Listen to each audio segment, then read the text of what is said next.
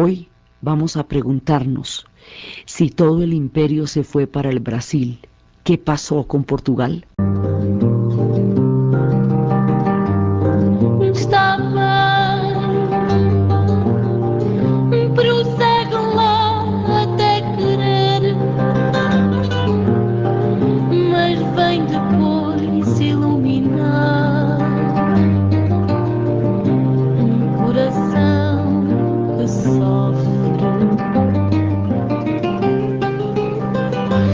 Portugal se queda sumido en la tristeza. Portugal queda en una angustia terrible en el momento en que se traslada a la corte. Como la decisión se tomó en 48 horas, usted, ahora, mejor dicho, se levanta por la mañana y ya no hay corte y ya no hay imperio en Portugal. Hay una sensación de orfandad, de vacío, de desolación, y Portugal va quedando como, digamos, como tierra. Como imperio se salva, porque se va para el Brasil y de esa manera se protege, como habíamos visto, se protege la dinastía y la legitimidad y la descendencia al trono, y todo eso que fracturó España, le protegen los portugueses de que les pase a ellos con la alianza de los ingleses. Entonces no hay problema en el traslado del imperio al Brasil.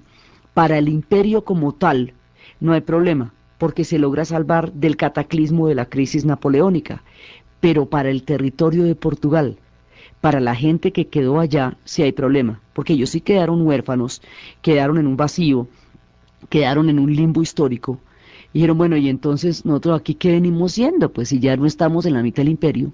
Mientras suceden estas cosas, todo el comercio se va desplazando hacia el Brasil. Entonces ya en ese momento, el monopolio que tenía Portugal sobre Brasil, que hacía que nadie pudiera entrar a, no sé, pues fuera de la invasión holandesa y otra invasión francesa que hubo, realmente no podían comerciar con Portugal porque con Brasil, porque todo era en términos de monopolios. Ese monopolio se rompe por física extinción, pues se rompe. Entonces Brasil se abre al mundo, entra en contacto con una cantidad de mercados que no eran antes accesibles por el monopolio portugués. Empiezan a llegar los científicos que antes no podían desembarcar, que circunnavegaban. Empieza a llegar la ciencia, empiezan a llegar los extranjeros, empiezan a llegar migraciones. Brasil se va llenando de una apertura, va floreciendo. Portugal languidece. Y eso, ellos siempre han sido bucólicos, pero también parte de ese carácter es el languecimiento de estas épocas. Entonces, en un momento dado, Portugal como nación, como territorio, se encuentra a la deriva un poco, pues porque ya todo perdió el monopolio, perdió la hegemonía sobre el Brasil, y el Brasil se vuelve hegemónico, se voltearon las cargas, se cambian las circunstancias. Entonces pasa una de esas paradojas inherentes a esta historia.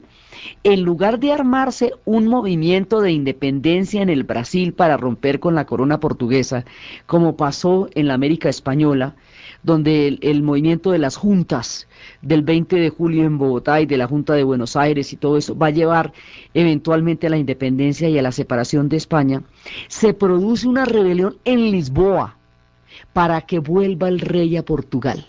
Dicen, bueno, aquí nos dejaron manga por hombro, y esto que llaman, el rey tiene que volver a Portugal. Entonces, o si no, si el rey no vuelve a Portugal, entonces aquí se nombra es otra dinastía y avisen a ver cómo vamos a hacer, porque mejor dicho. Entonces la presión sobre el rey Joao se vuelve una cosa real y concreta, y al tipo le toca seriamente pensar en volver a Portugal, porque si no puede perder es la dinastía. Mientras Joao está pensando en volver a Portugal, las cosas con Carlota se han venido complicando, porque doña Carlota ha hecho de las suyas. Ya una vez había matado a un amante por allá que porque se iba a casar. Ahora resulta que como don Joao tenía la política de nombrarle a los amantes presidentes de bancos, el último que era un negro rico, que fue el amor más grande de ella, don Alejandro, se lo va a nombrar presidente de un banco, y al nombrárselo presidente de un banco lo va a volver un hombre mucho más rico, mucho más prestante, y mientras él se ha ausentado para ocupar la presidencia del banco y se ha casado, doña Carlota ha sido reina, porque se había muerto la madre de Joao, entonces Joao se volvió rey, ya no regente. Cuando regresa Alejandro, Ya ella lo manda a traer, pues el tipo ya es un tipo muy importante, ella es reina, entonces habíamos visto que él dice que no, ya no se va a entender con ella. La esposa de él reclama esa insistencia con que doña Carlota lo busca, le dice que ella no tiene ni majestad ni belleza, que ella es como una gitana coronada, para decirlo de la manera, diciéndolo con desprecio, y ella en un ataque de celos, por el desprecio de Alejandro, por la presencia de su hermosísima esposa y por la incapacidad de recuperar un amor que la importancia de los cargos de ambos ya da por perdido, porque el uno es presidente de banco y la otra es reina, va y mata a la mujer de este tipo, de Alejandro, en sus pasiones feroces. Entonces eso ya es muy grave, porque eso ya es un crimen de la reina y consta en las actas. Entonces Joao dice, bueno, esto ya queda, esto sí queda mal en la hoja de vida, eso quemémoslo y dejémoslo de ese tamaño, y Carlota es un problema. Fuera de todo, a ella a través de ella los ingleses habían creado la conspiración para nombrar la reina de las provincias de La Plata, y de esa manera los ingleses tener una influencia directa en las provincias que están en manos españolas y que rodean al Brasil. Pero en términos de Joao, el que ella hubiera accedido a eso era crearle un reino rival al lado, que como pa' qué. Entonces por eso Joao le dice a ella, usted no puede hacer eso porque si usted lo hace le quito el apoyo de la corona portuguesa, y mire a ver usted cómo hace. Entonces el intento de los ingleses de utilizar a doña Carlota en su calidad de Borbona para poder apoderarse de unas provincias que quedan al lado del Brasil queda de ese tamaño. Las cosas se van complicando en el Brasil para ellos porque Carlota es, pues mejor dicho, todo un personaje, pero la cosa es que se tienen que ir a Portugal sí o sí. Y en el momento en que se tienen que ir a Portugal, en ese momento habla con su hijo, con Pedro, ese hijo que ha crecido en el Brasil, que ha crecido libre en las haciendas, que es un tipo totalmente mundano, es un tipo que entiende además mucho el espíritu brasilero.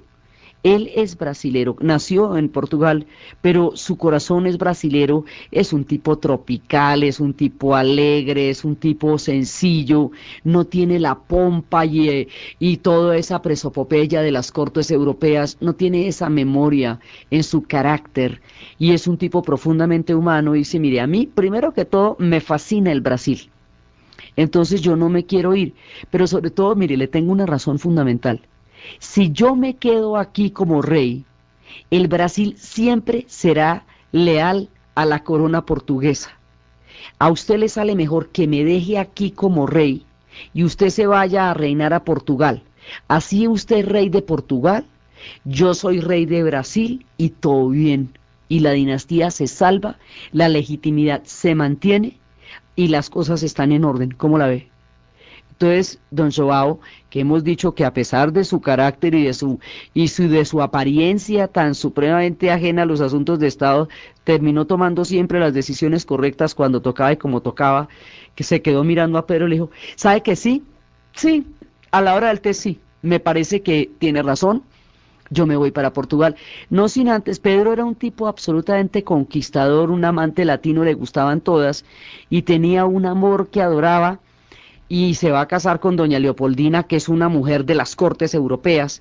Don Joao coge su amor que adoraba y le da una dote enorme y la manda a casar con el más bonito de los oficiales que tiene en Pernambuco, y chao a la amiga para que el otro se case con Leopoldina y pueda mantenerse las dinastías. De una vez lo deja centradito. Él ya sabía cómo era que se hacía con la mamá, que era nombrándole cargos a la mujer, al amor de él, pues le monta un matrimonio en Pernambuco y ya. Entonces lo deja coronado como es, lo deja con doña Leopoldina y lo deja centrado en el Brasil, y él se devuelve con doña Carlota para Portugal. Carlota Joaquina había tenido tantas aventuras y desventuras en los 5000 días que vivió en el Brasil, que su corazón ya iba lleno de una cantidad de heridas, de toda la cantidad de cosas que había hecho y deshecho, porque eso, mejor dicho, era hasta para vender lo que había hecho ella en el Brasil. Entonces, cuando regresan, la parte que va a regresar a Portugal, ella coge los zapatos y los bota al mar, porque dice que no quiere llevar tierra brasilera ni en los zapatos. Ella no quiere recordar el Brasil. Ella hizo hasta para vender allá. Entonces se va feliz de la pelota para Portugal, quiere llegar allá, piensa que eso va a ser su reino dorado, piensa que Portugal va a ser el lugar donde ella se va a sentir feliz y contenta. Y cuando llega a Portugal, intenta de nuevo hacer una conspiración con uno de sus hijos, Miguel, porque unos se quedan en el Brasil y otros se van con ellos, pero resulta que el que se queda en el Brasil es uno. ¿Se acuerda que ella tenía 9 hijos? De esos 9 hijos, 4 eran de Joao y 5 eran del resto del Brasil. Entonces, Pedro es hijo de Joao, sin duda, pero Miguel, uno de los que va con ella, no, y esto era Vox Populi. Entonces, ella quería hacer una conspiración para que su hijo Miguel llegara al trono y poder derrocar a Joao, lo cual además pues era una queridura de su parte. Entonces Joao, que bobito no, se pilló la conspiración, logró, de todas maneras, era muy fácil demostrar la ilegitimidad de Miguel en respecto del trono portugués, fracasó la conspiración, ya le había intentado hacer una conspiración para ser reina de la Plata, que era un reino rival, en tierra brasilera, y ahora le intenta hacer una en tierra portuguesa, pero Joao no le permite ni la una ni la otra.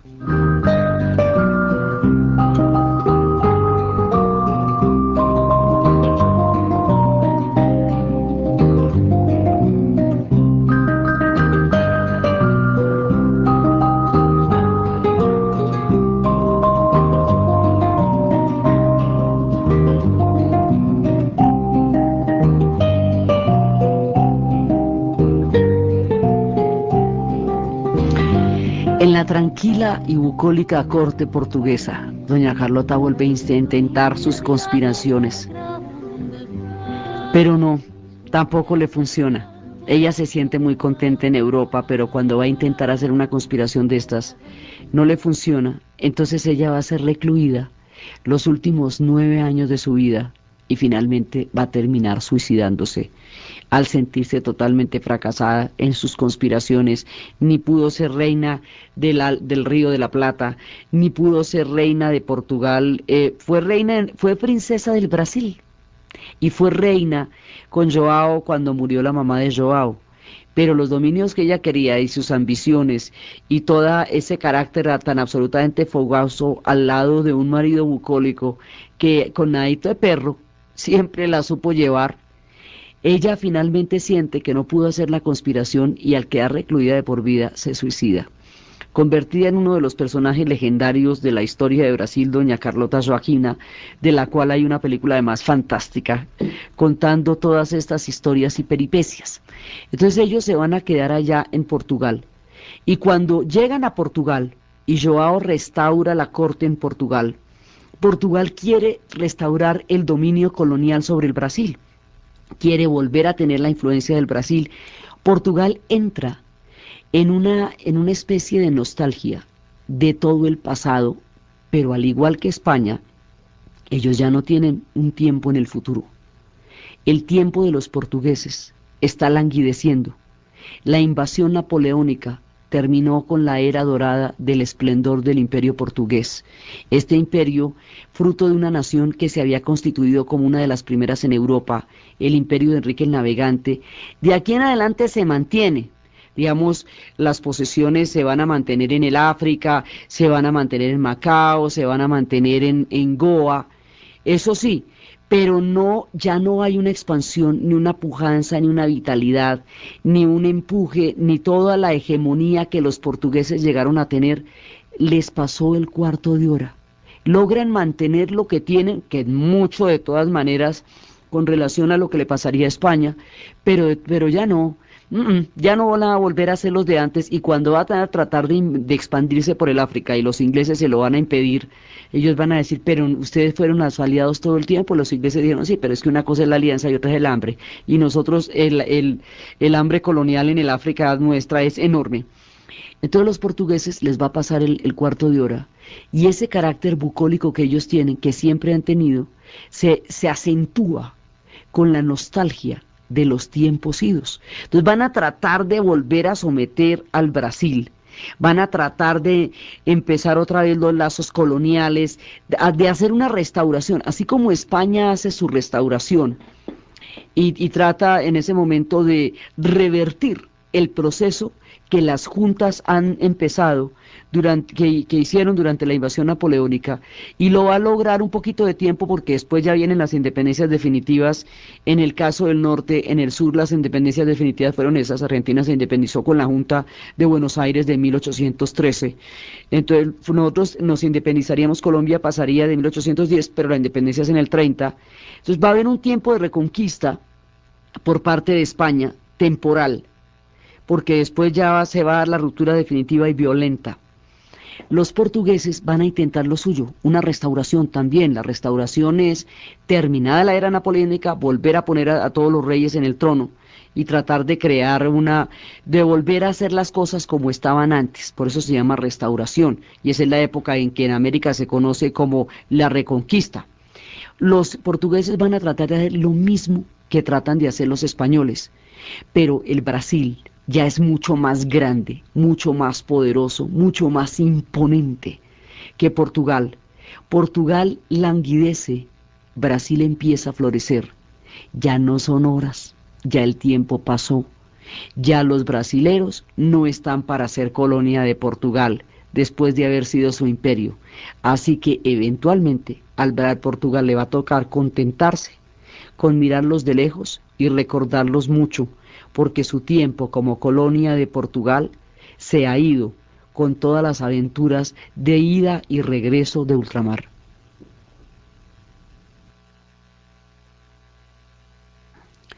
Entonces, ¿qué pasa?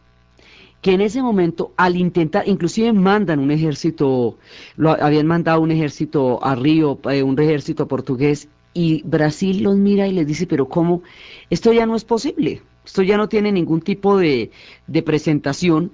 Además nosotros tenemos la riqueza, nosotros tenemos el comercio, nosotros tenemos la apertura, nosotros tenemos la banca, nosotros tenemos aquí pues todo. Ustedes ya no nos pueden volver a tratar como si fuéramos colonia de ustedes.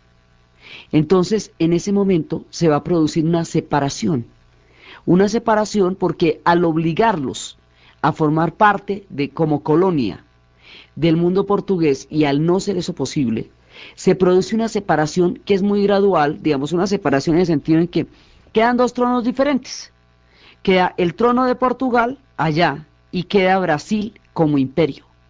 Este hecho, cuando Brasil se vuelve imperio ya autónomo, independiente de Portugal, va a durar un siglo bajo los reinados de Pedro I y Pedro II, y ese siglo de estabilidad y de relativa tranquilidad pues porque por supuesto va a haber movimientos separatistas, va a haber levantamientos, pero va a haber una paz total, digamos una paz duradera con relación a todos los pueblos de América Latina que en ese momento se están debatiendo en profundas guerras civiles para definirse como estados nacionales.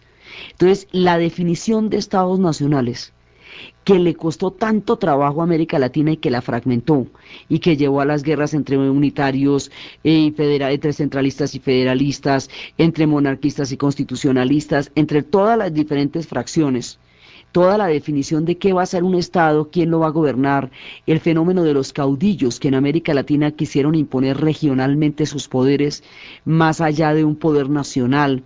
Toda esa cantidad de mecanismos de poder impulsados por la fuerza, por quien tuviera ejércitos más grandes, en el Brasil no se va a presentar porque al ser imperio él propiamente, no, la fragmentación no se va a dar, sino que se va a dar una unidad. Se va a dar una unidad de lengua, se va a dar una unidad monárquica, se va a dar una monarquía además constitucional, porque es lo que van a hacer de ahí en adelante los brasileros. Cuando a Pedro le hacen una revuelta para hacer una constitución, dijo, bueno, pues listo, no hay problema, hagan la constitución, a ver quién está diciendo que no. Y esto se vuelve una monarquía constitucional y todo contento, todo bien. Entonces Brasil soluciona, mediante esta experiencia única y sui generis en la historia de las colonizaciones, su problema de unidad. Y esa solución que tienen los brasileros no la tiene el resto del continente. Entonces ellos logran, el siglo de ventaja que nos llevan en construcción de nacionalidad e identidad es ese, el tiempo de los Pedros y el tiempo del imperio, porque ahí es cuando ellos se asientan sobre sus bases históricas y América Latina se sacude en las más profundas turbulencias de los partos y las definiciones como estados nacionales. Brasil tempera con estas fórmulas de la historia a su mundo y Portugal tiene que resignarse que el tiempo de su pertenencia y del tiempo en que Brasil le pertenecía, y era su colonia, y era su riqueza, y era su orgullo, y para Portugal la pérdida del Brasil es como para los ingleses la pérdida de la India. Los deja en una situación languideciente, empieza a desvanecerse en la historia. El otrora imperio más grande de todos los tiempos, el de los navegantes, el imperio que le daba la vuelta al mundo en esas carabelas. Olha um pinguinho assim, o tanquinho assim, a roupa um tantão assim. Saboa, mulata e saboa, saboa. Tô ensaboando. Saboa, mulata y saboa, saboa. Tô ensaboando. Con el grito de me quedo, el grito de fico, ficar es quedarse, me fico, de ficarse, el día de fico, Pedro I se declara independiente, se declara rey del Brasil en estado de total independencia. Ahí en ese momento es que empieza Brasil a florecer. Entonces van a tener un régimen constitucional. Esto no va a ser una monarquía absoluta. Este es un monarca brasilero, tropical, como habíamos visto. Es un tipo capaz de entender los cambios, los tiempos, la diversidad del mundo brasilero, cosa que era difícil de entender para quienes venían de una corte tan bucólica como la portuguesa. Pero él además va a tener un personaje que lo va a ayudar muchísimo, que es José Bonifacio de Andrada e Silva, que nació en Santos. Este tipo va a ser el artífice de la independencia, porque es un hombre de ciencia, es un hombre que va a convivir con todas las ideas de la ciencia, es un tipo progresista, es un tipo constitucionalista, es contrario a la esclavitud, reivindicó los derechos de los indios, reivindicó los derechos de las poblaciones negras. Todavía no será el tiempo de la abolición de la esclavitud, eso es un problema más complicado y es de los últimos porque todo el Brasil está basado sobre eso.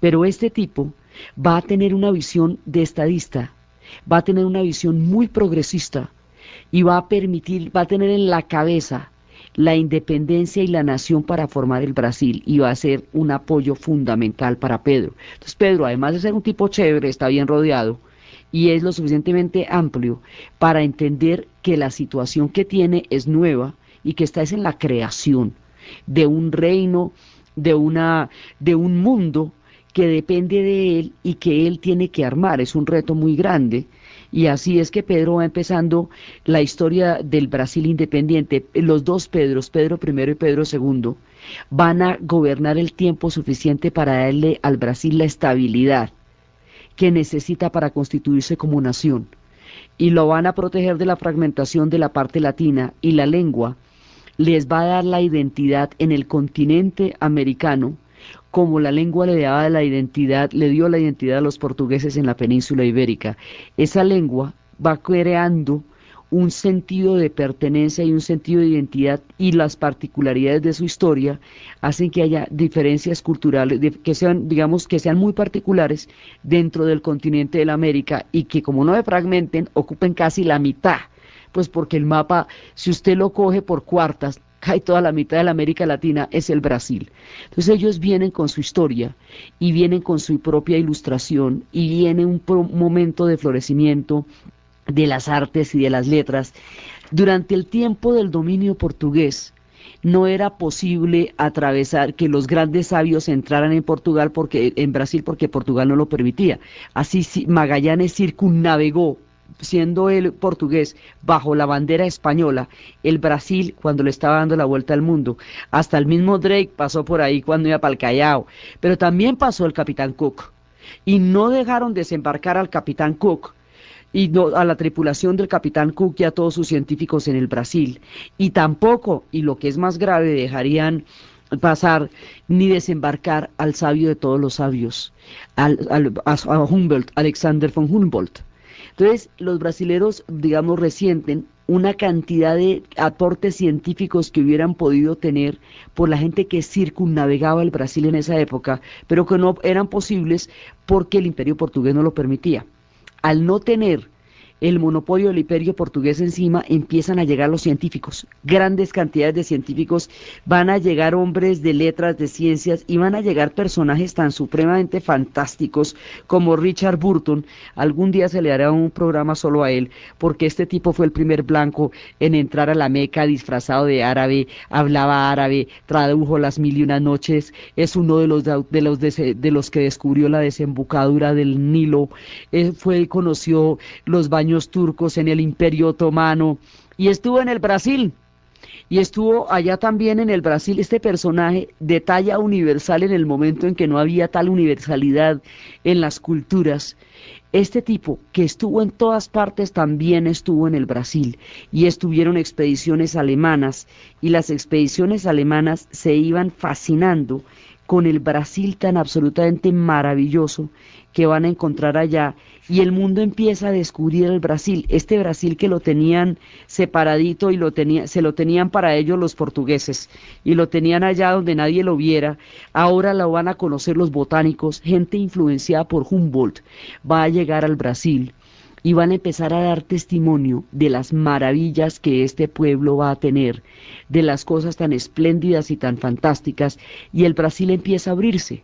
Entonces, el mundo de la independencia del Brasil es constitucional, tiene una monarquía propia, no depende de los demás, es autónomo en sus riquezas, es abierto en sus ideas, es proclive a toda clase de migraciones, que va a ser una característica del Brasil de aquí en adelante, y que explica por qué a este Brasil le van a salir muchos más Brasiles. Eso faltan un montón de Brasiles, porque va a llegar una migración cada vez mayor. Migraciones llegarán más adelante japonesas, migraciones llegarán más adelante europeas, y la siempre presente arquitectura, digamos, cultural del mundo judío sefardita siempre va a enriquecer a Brasil, porque los sefardíes, como los expulsaron de la península ibérica, de toda la península, entonces muchos de ellos llegaron encubiertos al Brasil y crearon rutas y crearon gran parte de los imperios y todo, inclusive el pau de Brasil en una época se llamaba la madera judía.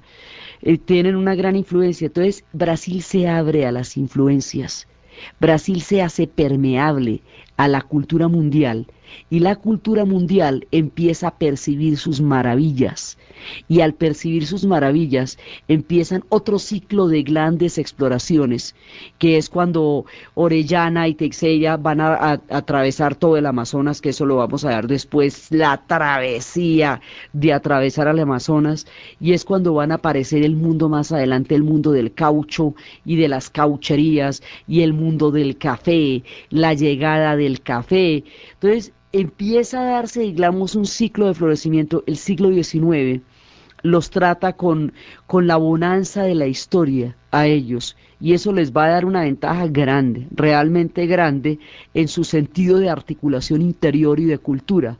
Les da una ventaja poderosa porque mientras tanto toda la América Latina se debate en profundas guerras civiles para definir su condición de Estado nacional, que si son laicos, que si son religiosos, que si son unitarios, que si son centralistas, que si son federalistas, que cuáles regiones van a predominar unas sobre otras. América Latina se gasta el ciclo de las descolonizaciones terminado un colonialismo, los pueblos se desatan en guerras civiles, pues tienen que definir qué clase de Estado van a crear.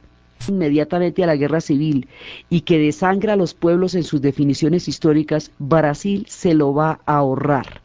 No quiere decir que ellos no van a tener revueltas, ni que su historia no tenga violencias profundas, las va a tener, pero la estabilidad general que produce esta circunstancia de imperio los pone a salvo del cataclismo de las definiciones de Estado nacional, que en América Latina fueron tan dolorosas. En general ellas son dolorosas, en África lo son todavía, en América Latina fueron muy bravas, en toda la América española, pues para ellos no, porque ellos están en otra situación, y están en una situación de ventaja. O sea, los coge el siglo XIX, los coge en sus dos pies bien parados, y mientras ellos entran al siglo XIX en total apertura de su mundo y el mundo para ellos, Portugal quiere retornar al siglo XVII, Portugal quiere volver a los tiempos del Brasil.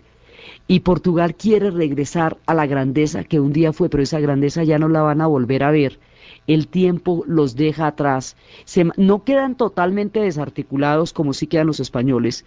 Digamos, los españoles van a quedar lejos de la historia. Los portugueses van a quedar en decadencia. Empieza la decadencia, es menos dramática que la española, pero es una decadencia. De todas maneras, la proximidad entre los portugueses y los brasileros sigue siendo en la actualidad algo muy cercano. Ellos, precisamente por las condiciones que no fueron tan tormentosas y tan bravas como la América española, la relación entre los portugueses y los brasileros es fuerte, es intensa. Muchas familias las tienen la mitad allá y la mitad acá. Hay permanente contacto, reconocimiento de las dos culturas. Son dos culturas muy diferentes. Los portugueses son más bucólicos, más serenos. Los brasileros son más fogosos, más tropicales. Los unos son de samba, los otros son de fado. Los unos son de nostalgia, los otros son de exuberancia. Pero son pueblos que tienen una profunda correspondencia histórica y que tienen muchos lazos los unos con los otros. Las historias los van a dividir a partir del momento de Pedro I, pero el caminar juntos durante tanto tiempo y el haber creado una identidad luso-brasilera a partir de las guerras con los holandeses y a partir de toda la construcción del imperio hace que haya mucha fuerza de unión entre estas dos culturas, la brasilera y la portuguesa. Sus idiomas varían muchísimo. Hay una anécdota, una vez que vino el gran maestro Saramago, fue al Brasil y después de una conferencia tan brillante y tan lúcida y tan hermosa como es él, le dijo a un estudiante brasilero que no le gustaba su sotaque, es decir, su acento. Entonces Saramago le dijo: me muero de la pena, el acento es suyo, o sea, el sotaque es suyo, la lengua es mía.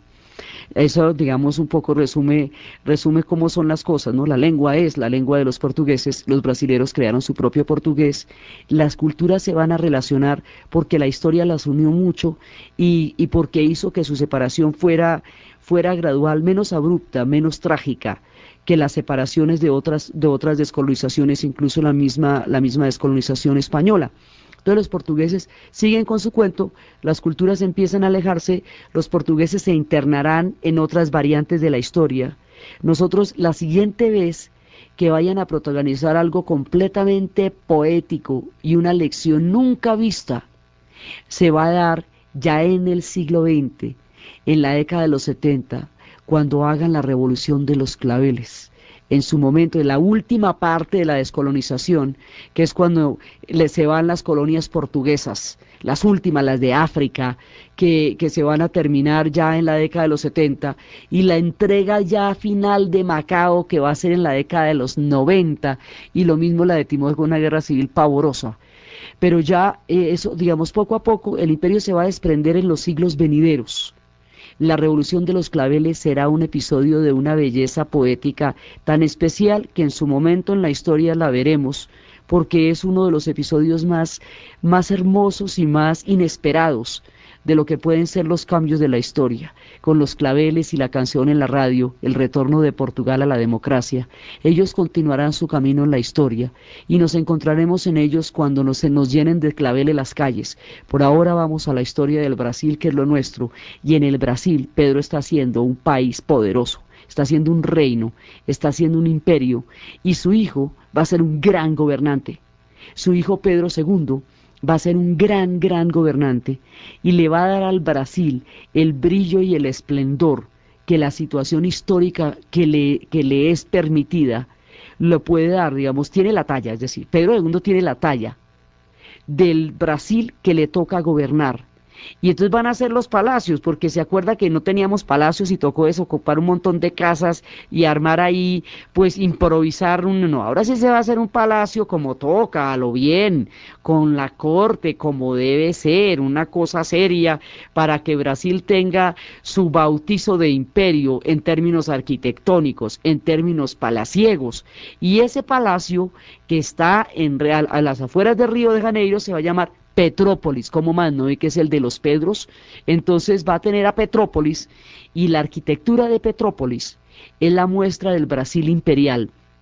Pero los Pedros que lo gobernaron no son estos gobernantes distantes, todos llenos de adornos y de joyas que aparecían en las cortes europeas. Son gobernantes brasileros, son gente de sencillo vestir, de alegre carácter, de fuerza de gobierno, pero con un estilo completamente diferente, que es el estilo del trópico, es el estilo de otras latitudes y de otras culturas, y es un estilo muy propio, y aquí se va forjando y se va afianzando esta identidad del Brasil.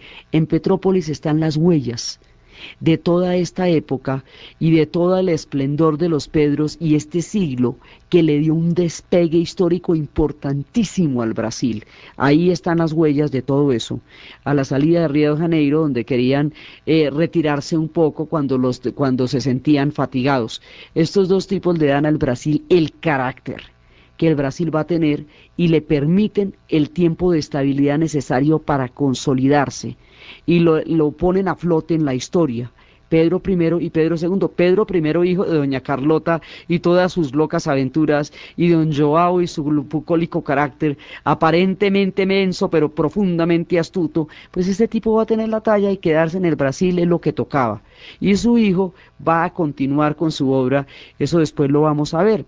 Entonces, mientras tanto, su hijo va a tener una época muy grande, va a ser 50 años gobernante, hasta el momento en que haya un lapso de regencia donde hubo revoluciones, y a él es al que le va a tocar resolver la abolición de la esclavitud, y para eso va a tener unos enfrentamientos muy bravos, porque toda la esclavitud era la base económica de la economía de los terratenientes y todo eso, lo cual le va a dar muchísimo problema.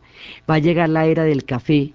También vamos a ver cómo al internarse en el Amazonas se va a dar otra parte del Brasil tan mágica como todas las historias de ellos.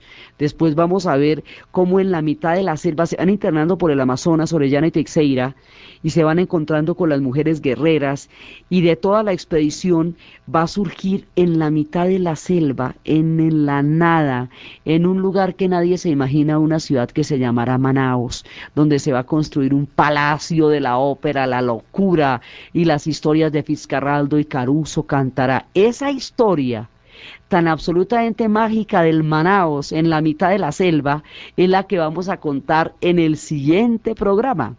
Entonces, desde la languideciente y bucólica desaparición del imperio del imperio portugués en la historia, cuando Brasil ya no le pertenece, cuando se vuelven una gloria del pasado, preservando apenas lo que una vez fueron, desde el florecimiento de un Brasil exuberante, en una estabilidad y en una apertura científica y cultural totalmente enriquecedora, desde los espacios de los profundos virajes de la historia, en la narración de Ana Uribe, en la asistencia técnica, Jessy Rodríguez, y para ustedes, feliz domingo. Para calar a boca, ensino para lavar a boca.